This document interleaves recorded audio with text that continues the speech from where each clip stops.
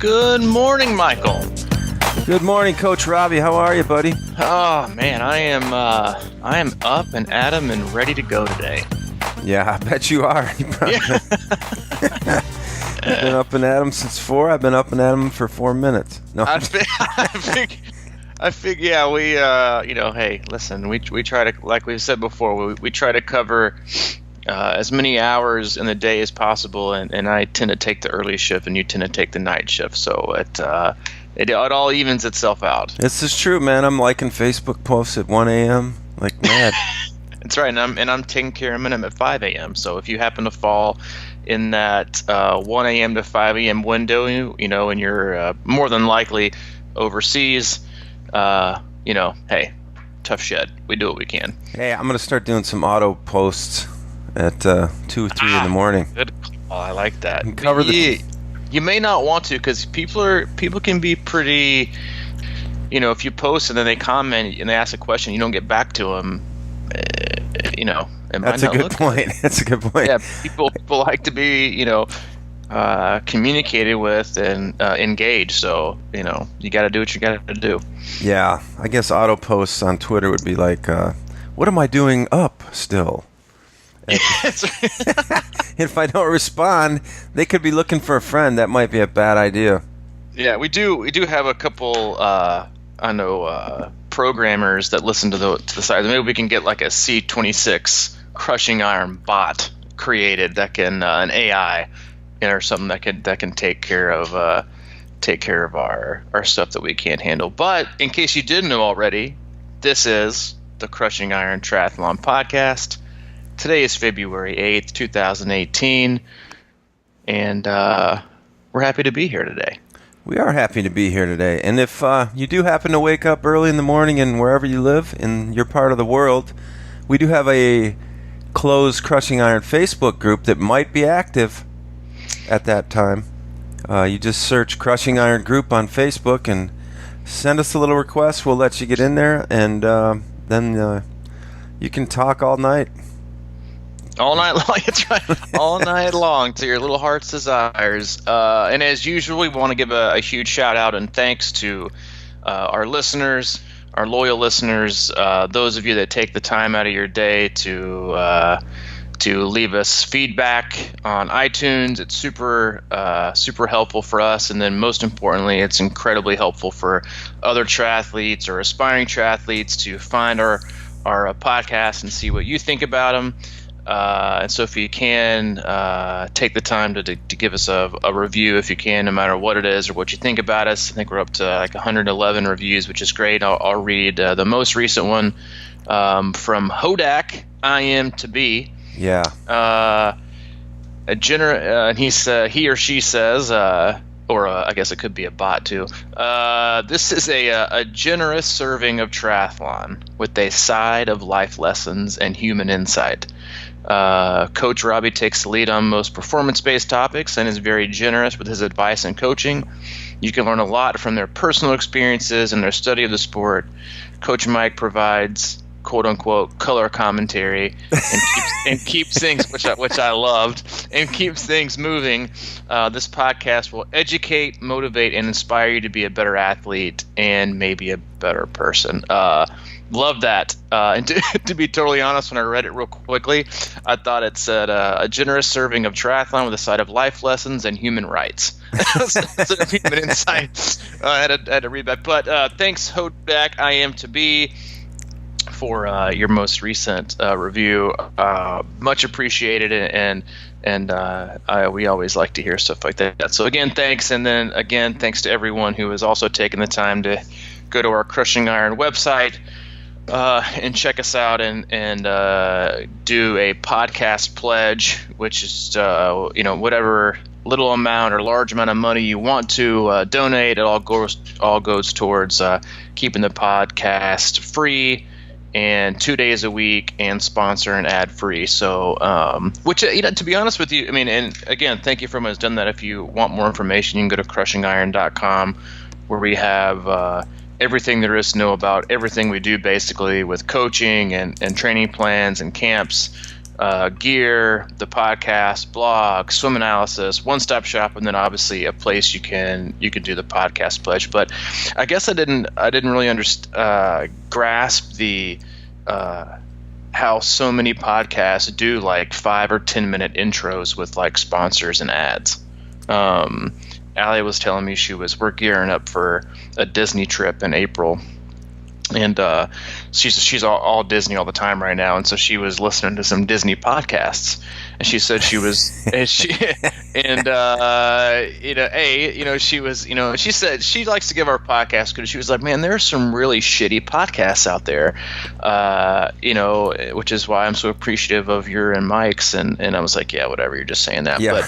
But she's like, but one of them had like a coffee shop sponsor, and they literally spent the first 10 minutes talking about that coffee shop and why you should buy their coffee, and she was like, I couldn't even get through the first 10 minutes, and I just tuned it off. So it is very important. We honestly, you and I joked about it from the very beginning of producing this podcast that we wanted to be and always be sponsor free, but I enjoy not having to take time out of our podcast to donate time to somebody else, and we can only do that because of the help of our listeners and our people who have taken the time to give us a podcast pledge to keep this thing rolling. So again, very much appreciated, and keep doing it.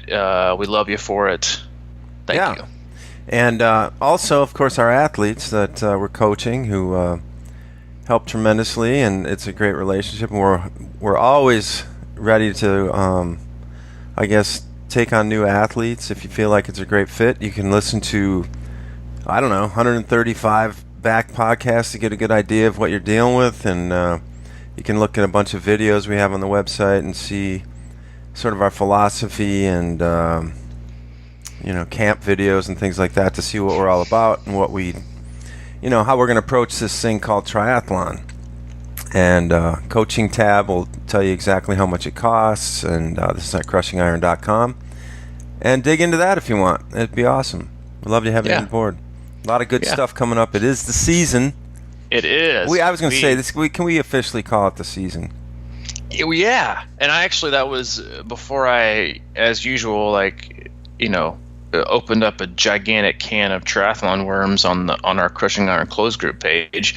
I was like, a great topic for today would be, what you should expect from your first race. Because we're pretty much here, dude. We're pretty much here. Yeah. I mean, I know we do have a lot of listeners across the pond. I know I've got one athlete in particular who's got an Ironman in like 3 weeks. So, I mean, like we're here. And I know for me and a couple of other athletes that I work with, and then even I know some of our fellow forum contributors and members that, I mean, listen, once we hit March 1st, we're all aboard. We're all aboard the Tri Train, and everybody's got races coming up, and everybody's we're here. And I think I kind of posted something about on our regular Crushing Iron Facebook page. Is like, it's not gearing up for the season, we're in the season, and which is exciting. It's like, I feel like yesterday we were kind of counting down post Louisville, how to make it through the holidays and the winter, and then like you wake up and you're like, oh shit, like it's almost spring. Yeah, we made it through. At least I'm gonna tell myself we've made it through, and we've come out, hopefully most of us, unscathed. Yeah. Hey, I was kidding, kind of. I've been up for more than like 10 minutes. I was up probably 20 minutes. Actually, I had just enough time to read a little thing out of one of my favorite books, and I was just wondering if I could read that real quick. It's a couple sentences to maybe set the tone for this discussion about what to expect for our first race. Because as sort of as the year flips, it creates a new beginning, but it also, puts another dose of reality in your bucket. And it's time to it's no more talking. It's time to get into business, and pretty soon you're going to be pulling that wetsuit up or jumping in the water, whatever the case may be. And I just really love this thing, and it's sort of based on kind of yoga meditation sort of principles that I like to remind myself of all the time. And basically, this is what it said, and this is what it read, and it stuck out to me. It said, "Life is full of pressure and difficult moments. In an instant, We can turn the arrows of strife into opportunities for profound change if we simply learn to relax with what is. And I just thought that was a really good way to actually think about my day. And I think when we think about going into races and how, stressful they can be for a lot of people, including myself, that might be a good way to kind of think about it. Just relaxing with what is in your training and as you go towards the race. Well, and appreciating what is. Mm-hmm. I was honestly thinking about that's such a great quote, and I was actually thinking about that on my run this morning. Not that exact thing, but it was that like for me, like right now, yeah. Do I have other races on my calendar this year? Yes. Do I have my A race is out there a long way away. Quote unquote A race. But right now, honestly, I'm the biggest race of my year right now is the next one. And I sometimes I think we take that for granted, in that from not just from expectations, from a kind of a mental and emotional place. Like for me, like I was thinking this morning, I was like, man, like yeah, I'm super excited about Texas. Is again, I just said that is my biggest race of the year. No, but it is right now, and I totally, I totally like.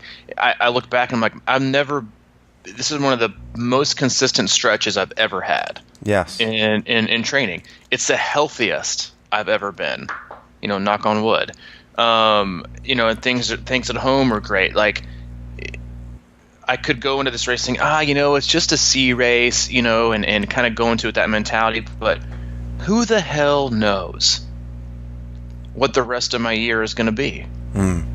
I only know right now. Yeah.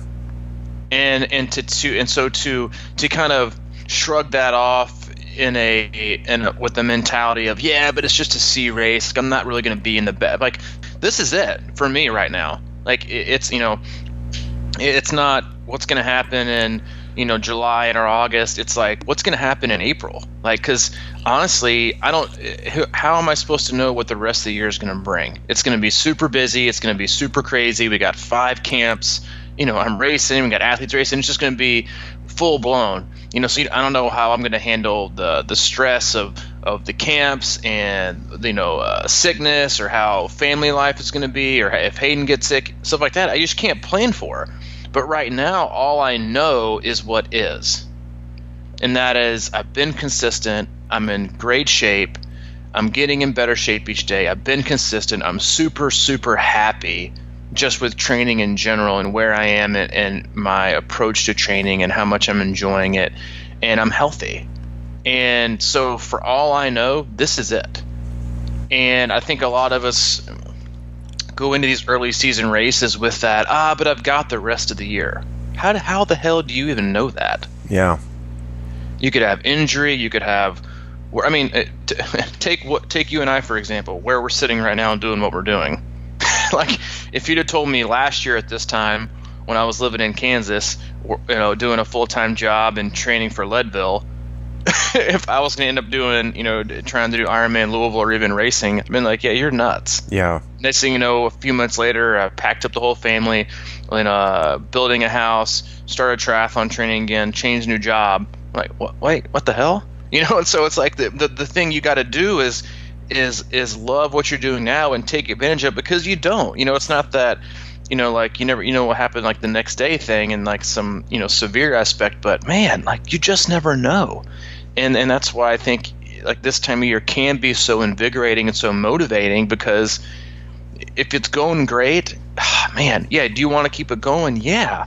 But just to sit back and relax and enjoy the moments in the training and the weeks that you put together and be like, man, like, I don't know what the rest of the year is going to bring, and I hope it brings the same stuff it's been, but all I know right now is that, man, things are going good, and I want to make the most of it. Yeah, that's good, because we have, when you're talking about that, we talk about A race, B race, C race, and all that sort of thing, and how really, you should be gearing to your A race, but that doesn't mean, there's always like these little, spins and catches and things like that. But I mean, it really does come down to the best thing you can do for your A race is be focused on what you're doing today and what you're doing in this next race. And, taking it as a, do you want to, in the early season, I've noticed, at least from my experience, that no matter where I'm at, usually my first race is a little bit off or whatever. But I mean, I don't go into it with the idea that I'm going to go kill it and crush it, and depending on where I'm at in training. But it is about taking each day at where you're at and being okay with that. And that could mean, in your case, you're doing really great for training, and that could turn out to be your best race of the year, but it's going to come naturally. You're not going to force it.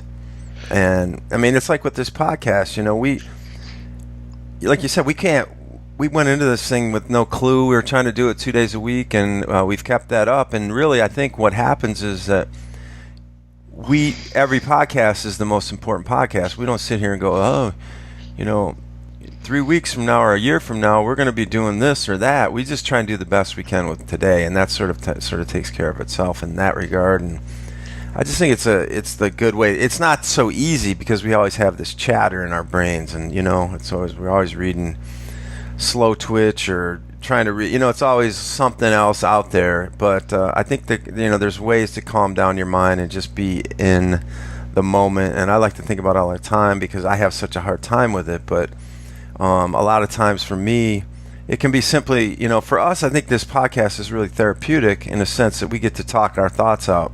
And I think it's good to have other people to talk your thoughts out with and remind you that things are good and things are going the right direction and things like that. And another thing that I've always, I was reminded of this last night too, and it's like serendipitous in the sense that you've got all these thoughts going on in your head. You're going to do this, you're going to try to do that, you're going to blah, blah. But the best thing to do is like get up in the morning and just write it all out. Write those little nagging kind of like dumb thoughts out of your head, and just to get them on paper and look at them and see them, and so you don't have to like fill your brain with unnecessary patterns of negative thoughts or whatever the case may be. And it helps ground you. And I just love what you're saying about you've got what you got. You can't really it's like premature optimization. We all do it, but really just kind of do what you can do right now, and whenever that comes, and that one day soon will be your first race of the year. Yeah, and appreciate it and take it seriously. Mm-hmm. It's like, because we do that so much in life. Like, oh, well, I've got time. Yeah, we all, hopefully we all do have more time. But the thing is like, you have no idea what that time is going to look like. Mm-hmm. Yeah, you're going to have a couple more weeks with the opportunity to train. Sure, more than likely. But you have zero idea what the rest of your life is going to look like. I've got I work with all kinds of different athletes from all over the world and all different experience levels and all different age ranges and abilities and aspirations. From beginners trying to complete their first triathlon, and then athletes trying to get back to Kona. And everybody in between. And after a season, they all have this year, this next year. I want to do this, and this, and this. Mm-hmm. And it's all based on, obviously, their mindset, because most of us are just never really satisfied. Like we always want more. We always have the case of the buts after races.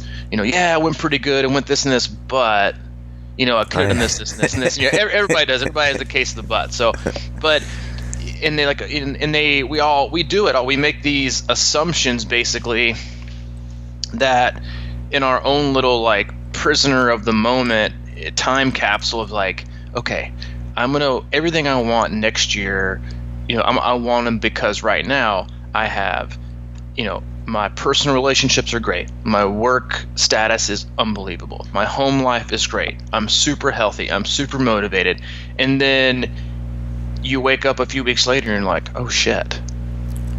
Maybe your personal life is now going through a rough patch. Maybe and I've got athletes, like a lot of athletes who have going through or trying to go through work changes. Listen, I know from experience, there is nothing more life sucking out of your life than to have a shitty ass job. or one that you, and I don't mean like financially, I just mean one that you hate, that's toxic, that just sucks the life out of you. It literally, I don't know, and I give the utmost respect to people who have these kind of jobs or are stuck in that kind of situation, and you leave work and you still have the energy to go work out. Because, you know, whether it's trying to find a different job or going through turmoil yourself, like, it drains you. And then it drains the rest of your life. And we talked about this before, you know, your body literally has no idea how to differentiate between stress. You know, going out for a 30-minute run of stress, or having like the longest 12-hour workday with, you know, staff turnover or a crappy boss, like that kind of stress. Yeah. That is like, you can't even calculate it almost. And so as the season goes on and you find yourself in these places, like, or you find yourself, you know, coming into, on both ends of the spectrum, you find yourself coming into races in March and April and May, and you're like, oh, it's almost here and life is so great, you know, and I'm gonna do it so well on this race, and it just means I'm gonna do great at the other races. You know, like, let's say, I'll use myself for example. Let's say, you know, I nail Texas and I do awesome. Then I'm like, oh man, well, that means for the rest of the year I'm going to be able to do X, Y, and Z. No, it doesn't. It doesn't. Like, I know that we love to make those assumptions and we love to make those, you know, calculations and those goals based on X, Y, and Z and doing A, B, and C. But the reality is all you have and all you know is right now. You know, and the same can be said for a shitty race. You know, like people all the time make that, you know, all right, well, my 70.3 was 6 hours. So, you know, the common thing is, you know, an Ironman is your 70.3 times 2 plus 1 hour. Yep. So that's 13 hours. No, it's not. like it just makes zero sense. You know, and I've had multiple athletes before that I've worked with, you know, one specifically in the past that I started working with in like June or July, and came off just a really unfortunate bad luck 70.3 and, you know, less than ideal circumstances.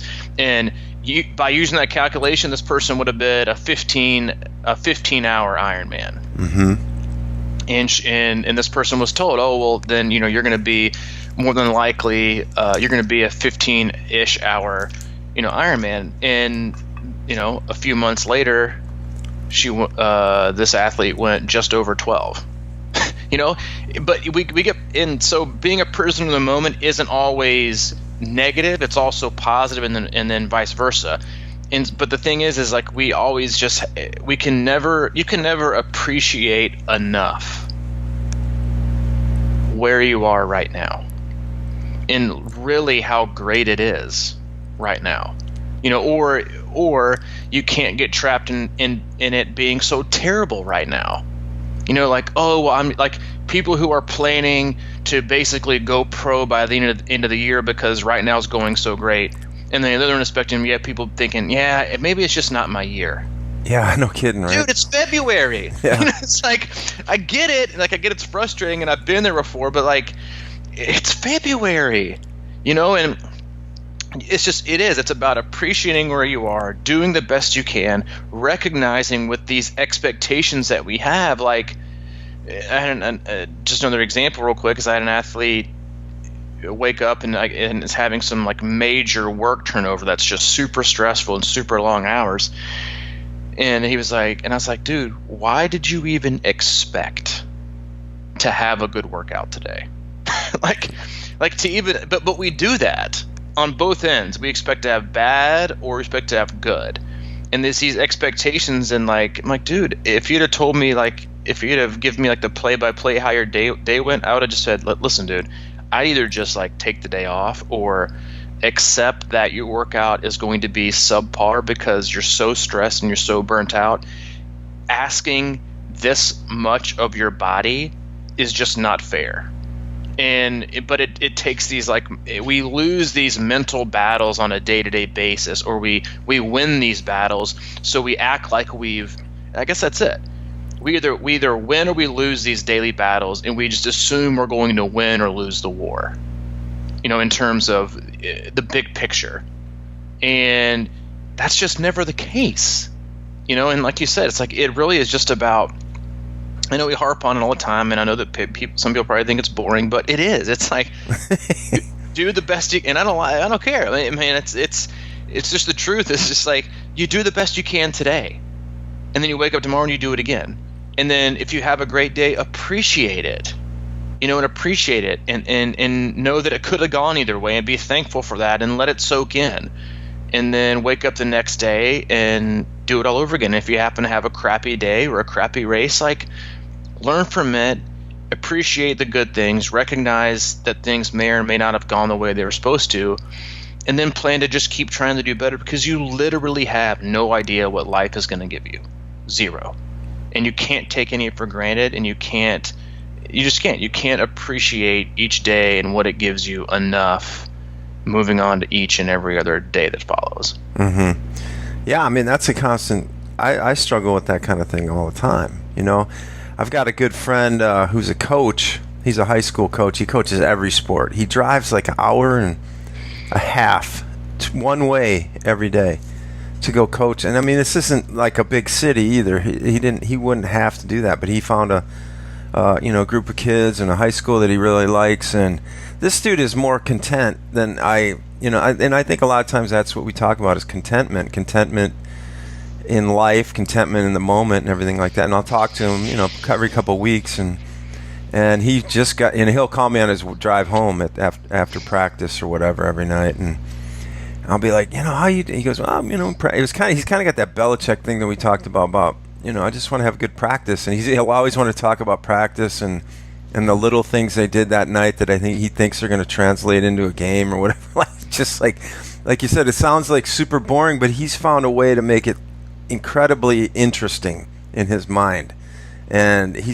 does that with everything, really. He just kind of, whatever happens, he just sort of rolls with it and does the best he can and picks himself up and tries to organize it and whatever. So I think that's it's not, like you said, it sounds like it might be boring, but it's super exciting if you think about being able to get into that space and treat every day or every workout like that. And just, I don't know, I haven't been able to figure it out, but like when you get there, there's nothing boring about it.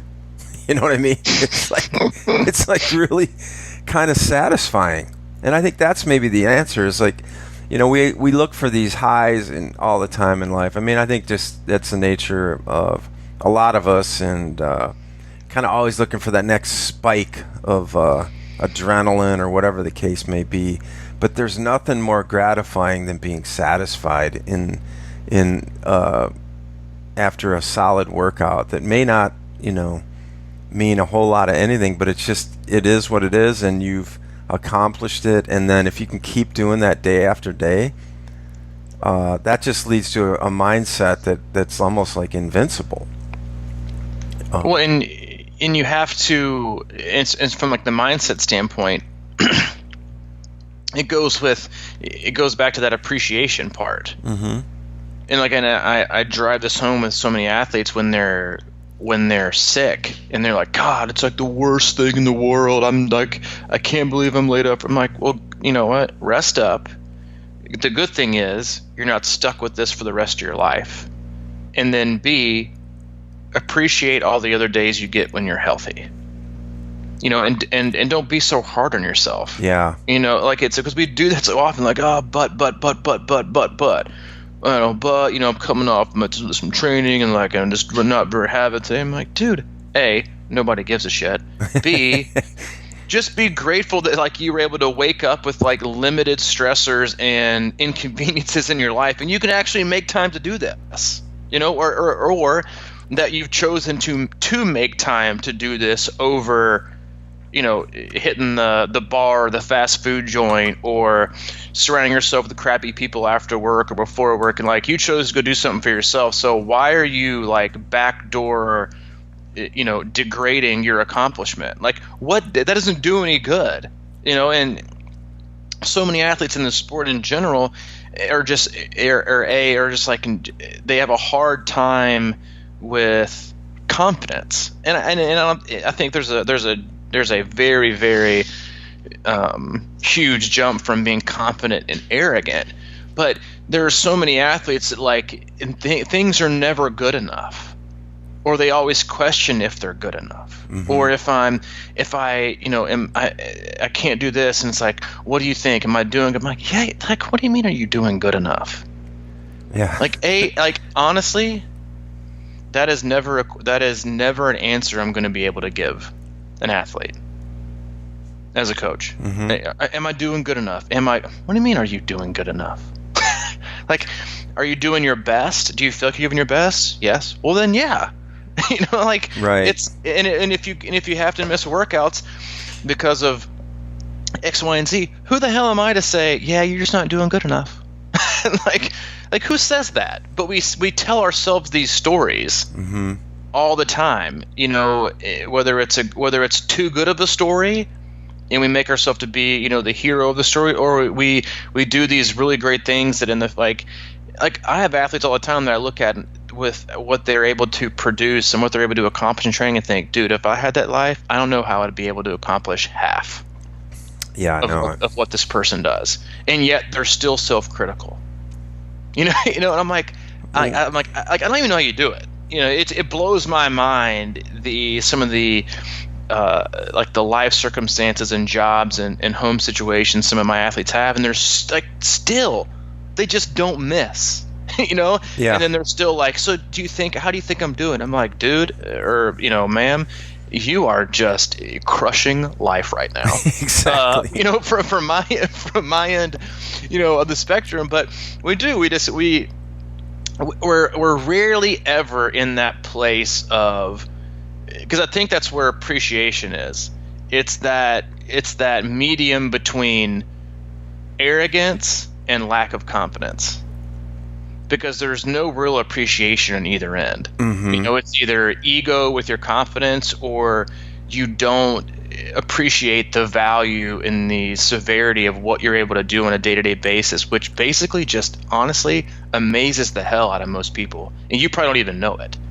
And I had an athlete specifically this week that qualified for Worlds and is thinking about and sign up to go next year, and was just like, do you think I'm good enough to go?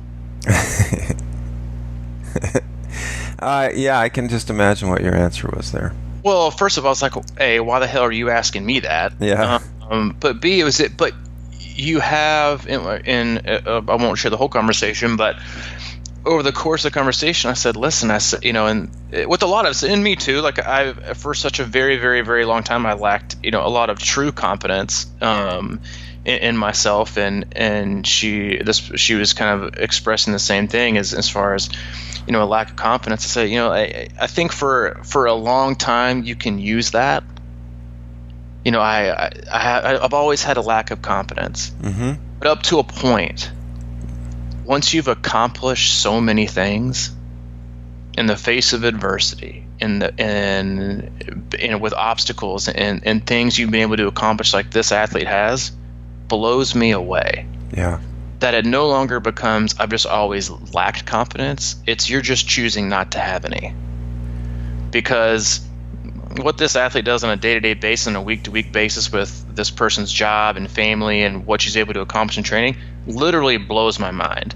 And how you cannot have confidence from that is beyond me. But that's where that appreciation comes in. It's just like, man, like we gotta always appreciate the day and the opportunity, and then basically never make a decision. And then wake up and do it again. Like, yeah, do we have to plan? Sure, we have to plan. I get it. You got to have goals. You got to sign up for races. You got to pick. You got to invest. I get it. But it's that appreciation along the way that I think kind of safeguards your an unhealthy investment emotionally or mentally to making things such a positive experience or becoming such a negative experience. So much of confidence, and I think that's always an interesting topic to me, is this idea of experience being, translating experience. You've been through so many things, exposing yourself to so many things, being prepared, and these are the little things that we always talk about.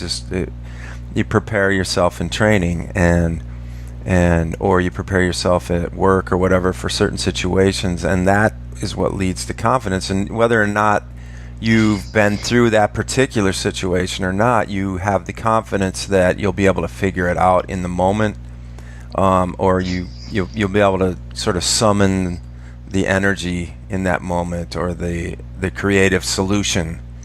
And I think a lot of the unknown becomes the catch for confidence sometimes. But if you've been through enough situations, and I think that's what you talk about a lot with consistency and training, and we talk about exposing yourself to certain situations in training, and how, those kind of things. And this is another thing I just want to read quick, because it talks about growth, and what growth is. And again, this is a book that I read it quite often. It's about this particular talk. They're talking about yoga, and it says, in yoga practice, there may be sensations that you don't like, and that's okay. Don't judge. Simply realize that pain is part of life. If you grow, there is pain, and if you don't grow, there is pain. The key is noticing and not reacting. Of course, you'll want to make the distinction between good and bad pain. If it is bad pain, which will feel sharp and electric, your body is sending a message to back off. Good pain, on the other hand, feels more like a deep stretch, a soreness, or a strong sensation in your muscles. This is the threshold to a new body, a new psychology, and a new spirit. As uncomfortable as it is, it usually holds lessons and can give you new direction if we stay open and relax with the discomfort just as it is. And I just love that, man. I mean, it's like, we talk about pain too. I just think that yoga posing, it translates so much into, triathlon and the run and dealing with pain and certain things like that. And it's just a matter of realizing that, I love that part about, if you grow, there's pain, and if you don't grow, there is pain. It's the worst kind of pain. Yeah, it is. Having gone through like non-growth, having and like even taken like multiple steps back in my life, and like comparing like the pains and then like the pain of growth, like, man, it is such a huge part of your life. And that's I think that's like literally, there are other things out there, sure, but there's almost nothing more painful than just being fine. And being so scared to grow or to succeed or to fail that you're like that paralyzed fear of, and that pain, it's like concreting you into like eternal complacency. Then the pain of failure and regret and loss or injury or whatever it is. But then what you gain in I don't want to say it's pleasure, but because I think appreciation and gratitude are the things you always get from, painful growth. In that, and I don't think you can really quantify it in terms of pleasure or a positive feeling, but it's like the greater, most oftentimes, the greater the pain in the growth, the greater the appreciation is for the little things. And I look at my life probably a lot like a different way than a lot of people do, and like the most successful thing that I can do each day is go to bed with my wife and my son and look over and be like, does it get any better than this? Yeah. That is how I base success. It's not my job. It's not how much money I make. It's not the car that I drive. It's not any of that. But a lot of it comes from like having gone through what I've gone through and being in recovery and all this kind of stuff. Have I always had that view? No, definitely not. But going through what I've gone through, like, I'm like, man, I'm sure that, a lot of people, you probably heard of the show Intervention, but I love watching that show. And obviously it's about drug addicts and people in recovery, and like seeing the horrific lives they live, and then if they make it. And like I get teary-eyed every time I watch it, because I'm watching it obviously on the other side of it, but I get, like, last night we were watching it, and I just can like look around the room and be like, man, like, does it get any better than this? Like, does it really get any better than this? Mm-hmm. And it's like all the small things in life, and like, you know, having a home and a job, and but most importantly, it's like Allie and Hayden, and it's like, man, like that's it, you know. But it's the gratitude and appreciation you have from going through all the pain, you know, whether it's self-inflicted or not self-inflicted, and like knowing that the more pain happens, even though it doesn't feel like it at the time, whether it's you're sick or injured or going through a job loss, or even a loss of a loved one, like the growth that you can have from that far, far, far exceeds and will outlast the pain that you're going through right now, or the loss, or the feelings of inadequacy, or your bad workout, whatever it is. It's like, I promise you, if you stick with it to the other side, then the fruits that will come from it, you will always end up being appreciative. Mm-hmm. And I think I said that from a Ryan Holiday quote very long time ago in one of our podcasts. It was like, they always ask people in like their 70s and 80s, like, if they have any regrets, and most oftentimes they say they have zero. Yeah.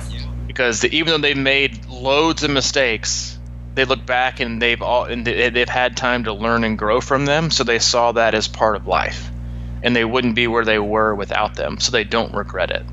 And I just think that's such a fascinating way to look at life, is that it's not regrets, it's just additional opportunities for growth.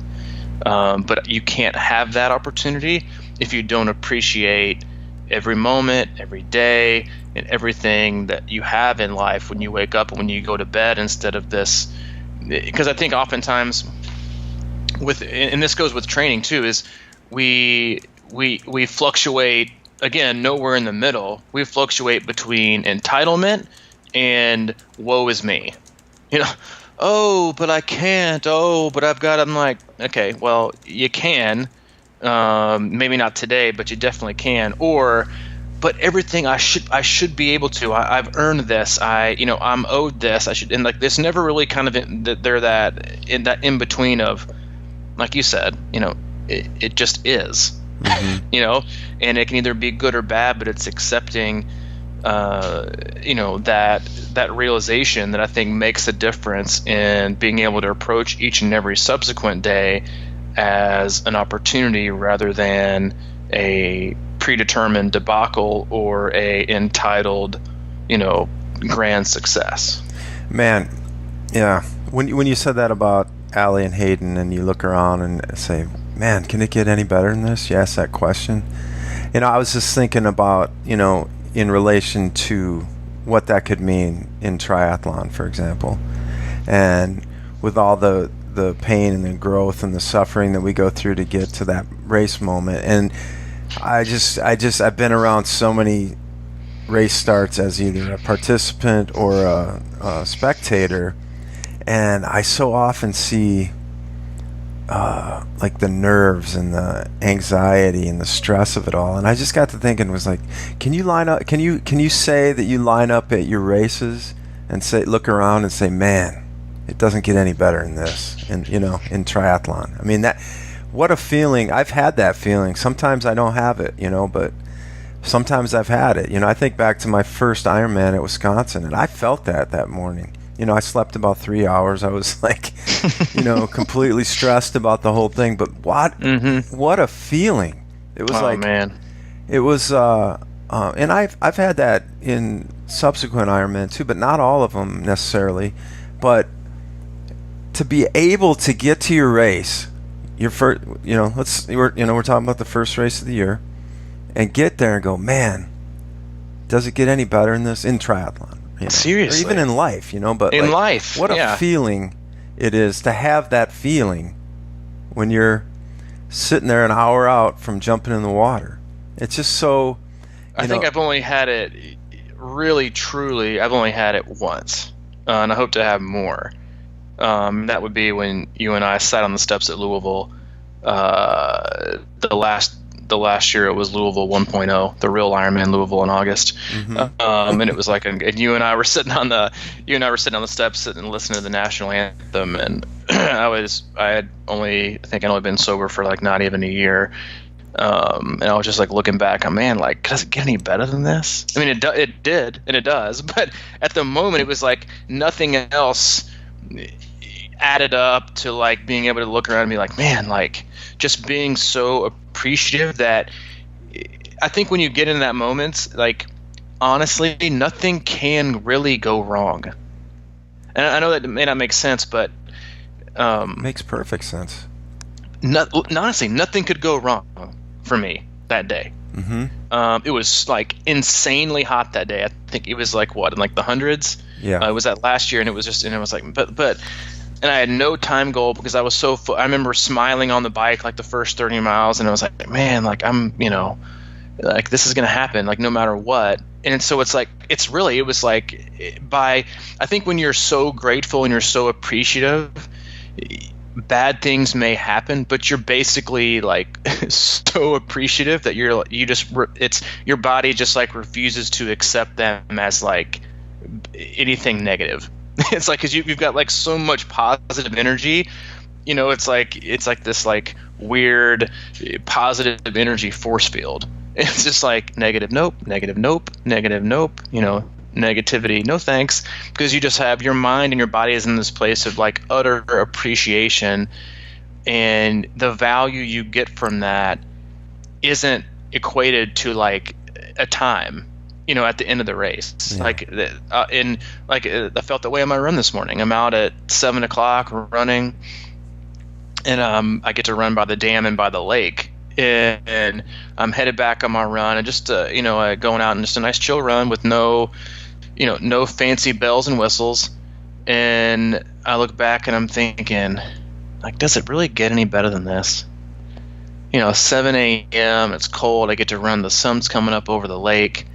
And I'm like, man, and I get to choose to do this and do it right and do it the way that I want. And I have this opportunity, and man, does it feel good. And so and just by having that feeling, no matter what the day was going to bring, or not the day, no matter what the end pace was, I was already happy. I had already chosen for it to be a good run because I was just appreciative, and I think that's just something that we lack so often, is just the awareness to be appreciative and of every day and every moment and every training session, and because they end up making for the rest of the year, making up for every other day of the year, and it's hard to. Yeah, it's hard to do, and I'm not going to sit here and tell you that I do it every day, because I don't, but I definitely do it more often now than I ever have, and I attribute that to being why I'm in such a much better place than I've ever been in terms of training. Yeah, you hit on something really important when you were talking about that pre-Louisville race we did, and how you said you were just looking around, soaking it in, and you had, I'm sure we all have time goals, but the time goal was buried as far as your priorities go on that day. And I just think that there's a powerful lesson there, regardless of what you think you can do, because if you go into a race, and I've done this many times, where I've sort of looked at my optimum day and kind of had that in my head before the race started. So you go into it realizing that nothing can go wrong, or that goal is going to be destroyed, and that and what a way to kind of go into a 12-hour workout or whatever, is to think that if anything gets screwed up here, my day is shot. Exactly. Yep. So I mean, it just made me think, actually, and sometimes we talk about all these things, and it's sort of the same lesson a lot of times, but for whatever reason, sometimes it sinks in. You know, you go into a race, whatever the race may be, your sprint, your Oli, your half or full, and kind of just look at it as, don't have that, at least, you can have a goal and you can have your time in mind, but like maybe not your optimum time. And if you went into that race, I'm just using like, my little examples. Like last time I talked about that 9-mile run I went on, and same thing. I just wasn't really expecting anything the other day. I was kind of hoping to, just maintain a pace, a reasonable pace that felt comfortable for 9 miles. And what happened is, like, I felt great on the way back, and I was at a manageable pace. And if it was a race, I could have kicked it up, and we talk about that all the time, is holding back, until it matters, or till, you can get to a point where it's like, I've got something left here. Let's leave it on the table. That there's something to be said, I think, for, alleviating that pre-race stress about some perfected day that you might have, and because if you go out and it gets ruined in the swim, which actually happened in that race I was talking about at Wisconsin. I was so excited because it was my first race, and all tons of friends were there, and you were up there, and so many people were there supporting, and it was just an experience that I just was so excited to partake in. I thought about that mass swim start for a year, and I was finally there, and I was really excited to do it and mix it up. And then when I got out of the water, my perfect day was already shot because I was like 15 minutes slower than I thought I would be. And then that started putting pressure on the backside of my race. I was like, well, can I make up for this? And can you do this? And then the next thing you know, luckily, you were there and you kind of kept me in check throughout the bike and things like that. But I just think that's a huge lesson. I mean, I going into these races, it's like sort of lowering expectations, and how much more enjoyable that can make everything, and how much, I think we were at Louisville this year, and I did the same thing. I kind of went out too hard, and I didn't hit my goals, and I was kind of just, the race became a force then. I didn't enjoy it, and all I can think about is Sarah and Erica running by and seeing them just smiling, enjoying their like perfect days, and I was just fighting the whole damn run, Yeah. And what a difference a little bit of mind shift could have made in that whole day for me. I just think that's a lesson that can go a long ways towards any race you do, any workout you probably do. Yep. Because what's the sense in beating yourself up just because you didn't hit a certain goal? Because you know what? Honestly, nobody gives a shit except you. You've got this sort of like, perception in your mind, and it's like, how many times has this happened to you, like in your career, where you've kind of done out and you went out and you crushed a race and everything, and you're like satisfied, and you felt vindicated, and then you sort of started talking to some people about it, or you meet people like in the next week or whatever, and you're sort of like, yeah, what's up with you? And they're kind of like, what's up with you? What have you been up to? And they don't even know you raced, and it seems like people that should know that, you know what I mean? But they haven't even paid attention, Oh yeah, it's like, geez, what do you mean? You show up on Monday. No, they forgot. They had their lives too, It's exactly like you walk into work on like Monday after doing an Ironman. They're like, "So, how was your marathon?" Yeah, I know. You're like, fucker. Like, nobody cares, but it is. It's like, or else they'll say, "What? What are you nuts? Why would you even do that?" Like, you paid to do that, and And God forbid they ask you, what do you wear when you do that? Because if you show them a picture and they're like, yeah, I don't really think you're that great at anything anymore. Yeah, let's get something straight. I've never gone into work on a Monday after my Ironman. They're like, oh, do you wear one of those fancy helmets? Yeah, it looked like a space insect. It saved me 37 seconds on a 112-mile ride. Exactly. Even though I couldn't be an arrow, I had to sit up in my bars the whole time. But still, I looked like an anorexic Darth Vader. Yeah, my arrow helmet slowed me down. That's right. Exactly. It's so true, but it is, and that I think that's the kind of how it kind of sums it up is like there's, if you want to appreciate your race, then appreciate it before you start, because that is literally the only way you're going to truly appreciate your training, the sessions you do, the events, the races, whatever it is. If you really want to leave it and feel like your cup has been filled, then you better start filling it before, because that is like the only surefire way you can do a race and cross the finish line, and no matter what the clock says, just be totally appreciative and grateful for the opportunity and how you got there and what you're able to accomplish, instead of having an epic case of the excuses and the buts and then this isn't that. So it's just,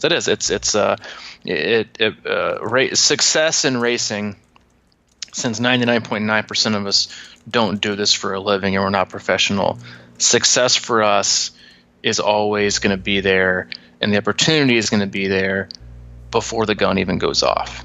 So that's your lesson for today. It's a good one, man. I enjoyed it. I learned a lot today. Thank you. Yeah, me too. I always learn a lot.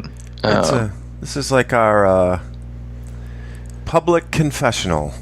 It is. It is our public confessional. And if you want more public confession, go to crushingiron.com. Yeah, exactly. Where occasionally we blog, and we promise to start blogging more, because, again, I think writing is one of the best therapies you can do. True. What else is going on? Yeah, true story.